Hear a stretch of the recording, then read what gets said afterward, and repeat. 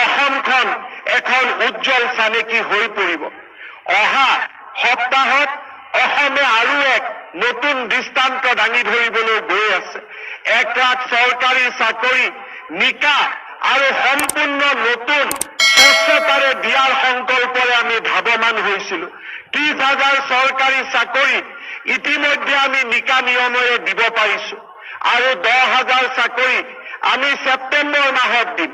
সমান্তৰালভাৱে তৃতীয় আৰু চতুৰ্থ শ্ৰেণীৰ প্ৰায় 30,000 চৰকাৰী চাকৰি প্ৰদান কৰাৰ লক্ষ্যৰে আমাৰ অৰেল আৰু ৰিটেন পৰীক্ষাও এই মাহৰ পৰা আৰম্ভ হ'ব। অসমৰ বাদে ভাৰতৰ কোনো ৰাজ্যতে এনেকে সংঘবদ্ধ প্ৰচেষ্টাৰ জৰিয়তে 1 লাখ চৰকাৰী চাকৰি দিয়াৰ আজিলৈকে দৃষ্টান্ত এই আমাৰ দেশখনত নাই।